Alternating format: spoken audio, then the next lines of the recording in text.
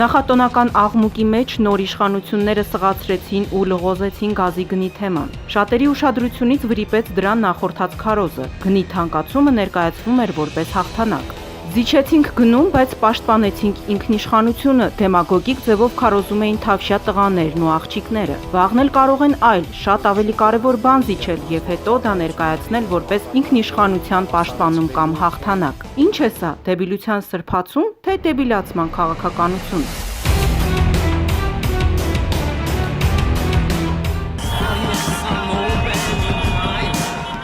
Հայաստանում ինչպիսի հեղափոխություն էլ արվում է, վերջում բոլշևիկյան ենք ստանում։ Բացառություն չկազմեց նաև Թավշյան։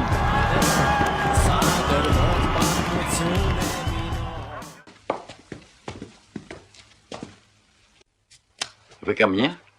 Спокойно, товарищ. Էլ ինչ հեղափոխություն առանց սեփական շարիկովների ու շվոնդերի։ Շարիկովները հիմնականում հայտնվել են խորհրդարանում։ Ինչ մնում է մեր շվոնդերին, ապա դրա դերին ամենաշատը սազում են նախկին падգամավորներից մեկի դիպուկ բնորոշմանն արժանացած Դանիել Իոաննիսյանը։ Սրա վերջին արկածները տեղի ունեցան տոներից առաջ։ Գազի գնի թանկացումից առաջ սա մի դեմագոգիկ եւ դեբիլական հարցում ներկայացրեց իր ֆեյսբուքյան էջում։ Հարցում, որը կվիրավորեր ցանկացած բանական մարդու ինտելեկտը, բայց քանի որ դեբիլիզմը կամաց դառնում է պետական գաղափարախոսություն, ուստի շվոնդեր Դանիելը դեռ կարող է շարունակել իր արկածները։ Մի կարևոր հարց, որ պիտի կողմնորոշվենք, պատրաստ ենք արդյոք գազի գնի դիմաց ավել վճարել, որպեսզի Ռուսաստանը չխառնվի Հայաստանի ներքին գործերին։ Հարցում քարոզ էր կազմակերպել Դանիելը դեկտեմբերի 30-ին գազի թանկացման մասին Նիկոլ Փաշինյանի հայտարարությունից մեկ օր առաջ։ Այսինքն Դանիելի միջոցով գնի թանկացման անոնս եւ միաժամանակ արդարացում էին ներկայացրել հպարտ քաղաքացիներին։ Մտահոգիչն այն է, որ եթե ընտրվել էր այդպիսի տեխնոլոգիա,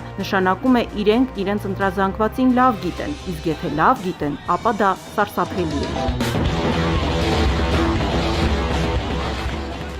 Ըստ Դանիելի հրապարակած թվերի 63%-ն այո էր ասել թանկացմանը, միայն թե Ռուսաստանը չխառնվի Հայաստանի Հանրապետության ներքին գործերին։ Ռուսաստանն այս շրջանակների կողմից բոբոյ է ներկայացվել շատ վաղուց, որpիսի հետո այդ բոբոյին իբրև թե չզիջելը ներկայացվի որպես մեծ հաղթանակ եւ հաջողություն համարվի անգամ պետականության կորուստը բոբոյին չզիջելու գնով։ Մի կողմ թողնելով այդ հարցման տոկոսների պահը, նկատենք, որ եթե Թավշյա առաջնորդներն ու իրենց քարոզիչները այսպիսի տեխնոլոգիաներ են շփվում իրենց ընտրազանգվածի հետ, եւ եթե ընտրազանգվածն այսպիսի հարցումների կոդերով է առաջնորդվում, ապա կարող ենք պնդել, որ Հայաստանում դեբիլիզմը դարձել է պետական գաղափարախոսություն։ Իսկ եթե հարցին մոտենանք ազգային անվտանգության տեսանկյունից, ապա նմանատիպ մտածողությունը ուղղակի սպառնալիք է մեր երկրին ու տեղավորվում է Թավշյա հեղափոխությունն ավելի կարևոր էր, քան Արցախյան ազատամարտը բանաձևի մեջ։ Ես չեմ վարանում,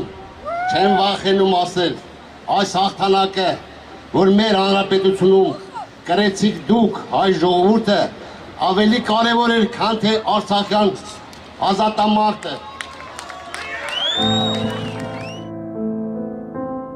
Մենք այս շվոնդերի դեբիլական հարցման ուշադրություն չէինք դարձնի, եթե սա չհավակներ լուրջ դերակատարման եւ լրջորեն չֆինանսավորվեր հայտնի շրջանակների կողմից։ Նման դեբիլական հարցումները նաեւ մտածողություն են բացահայտում։ Առաջ է քաշվում կեղծ երկընտրանք ու առաջարկվում է կեղծ լուծում։ Արանքում էլ օգտագործվում է ինքնիշխանություն բառը, որpիսի բոլոր բանական հակափաստարկները խամրեն այդ բառի համեմատ, բայց իրականում հենց ինքնիշխանությանն են սրանք հարվածում դեբիլիզմի քարոզչությամբ։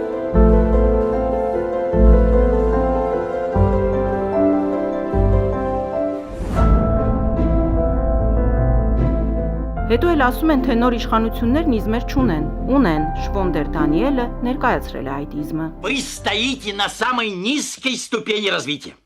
Вы еще только формирующееся, слабое в умственном отношении существо. Все ваши поступки звериные, и вы в присутствии двух людей с университетским образованием позволяете себе давать советы космического масштаба и космической же глупости.